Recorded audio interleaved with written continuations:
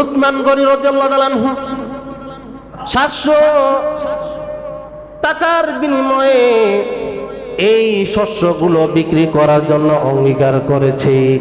কিন্তু সাহাবায়ে কেরাম ডাক দিয়ে বলে, ও ওসমান গনি, আমাদের কাছে অত টাকা নাই, আমরা অত টাকায় কিনতে পারবো না।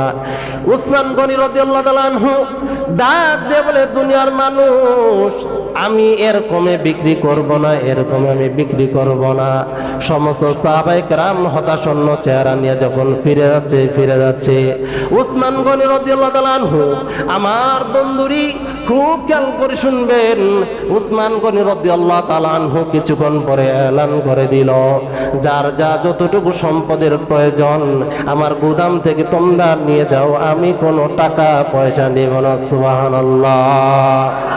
সাহাবায়ে কেরাম ডাক দিয়ে বলেন, ও উসমান গনি, কিছুক্ষণ আগে আপনি বলছেন প্রতি দররা আপনি 700 টাকায় বিক্রি করবেন, কিন্তু এখন কেন আপনি ফ্রি দিয়া দিচ্ছেন?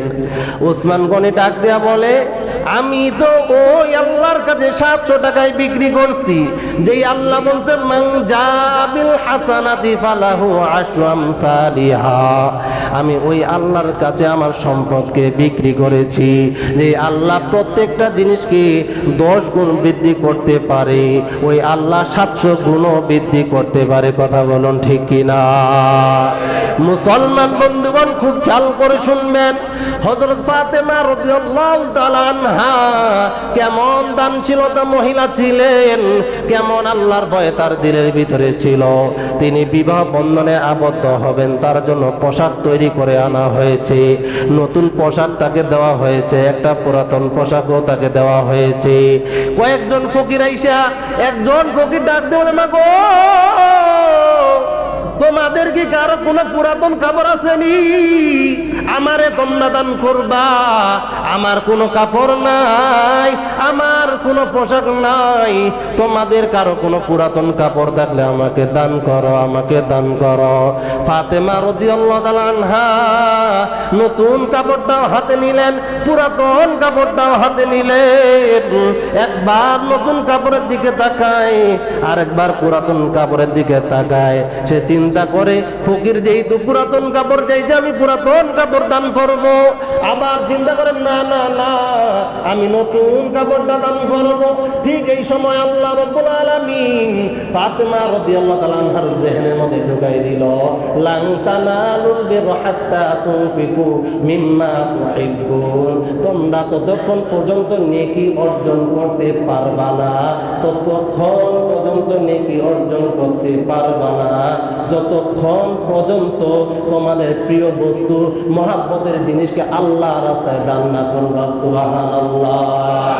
ফাতেমা রাদিয়াল্লাহু আনহা দুই পোশাক হাতের মধ্যে নিয়া এই আয়াত যখন মনে পড়ছে, সে পুরাতন কাপড়টাকে গচ্ছিত করলেন, নতুন কাপড়টা ফকিরের হাতে দিয়া দিলেন।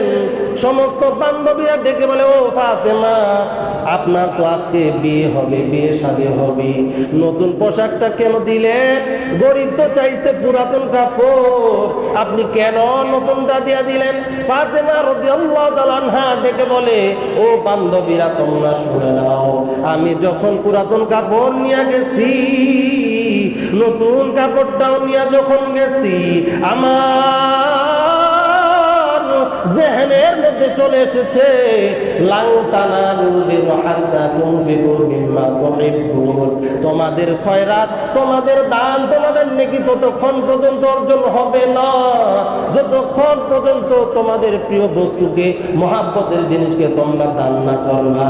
ও আমার বান্ধবীরা, এই জন্য আমি যখন দুইটা কাপড়ের দিকে তাকাই, যখন আমি নতুন কাপড়ের দিকে তাকাই, আমি দেখি আমার মহব্বত নতুন কাপড়ের ভিতরেই বেশি, আর আল্লাহর আয়াতের মধ্যে নতুনের ভিতরে বেশি। এই জন্য আমি আমার নতুন কাপড়টাকে ফকিরকে দান করে দিয়েছি। সুবহানাল্লাহ।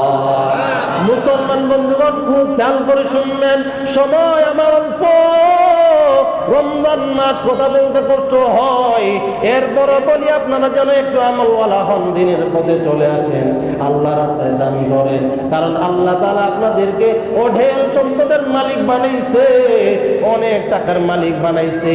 এটা আল্লাহ তাআলা শুকরিয়া আদায় করতে হবে, শুকরিয়া আদায় করতে হবে। সব কিছু শুকরিয়া নামাজের দ্বারা নয়, সব কিছু শুকরিয়া শুধু রোজার দ্বারা নয়, সব কিছু শুকরিয়া শুধু আলহামদুলিল্লাহ বলার মধ্যে নয়। কিছু শুকরিয়া হচ্ছে জীবন দেয়া, কিছু শুকরিয়া হচ্ছে নামাজের মাধ্যমে, আর কিছু সম্পদ হচ্ছে অর্থের মাধ্যমে।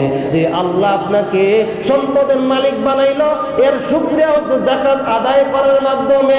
মুসলমান বন্ধুরি, আপনি যদি দিলের ভিতরে একে নিয়ে আল্লাহ রাস্তায় দান করেন, তাহলে আল্লাহ তাআলা মান জাআ বিল হাসানাতি ফালাহু আশরু আমসালিহা, আল্লাহ রাব্বুল আলামিন একটা নেকির বদলায়, একটা দান করার বদলায় 10 গুণ নেকি দিয়া ধন্য করবে। সুবহানাল্লাহ।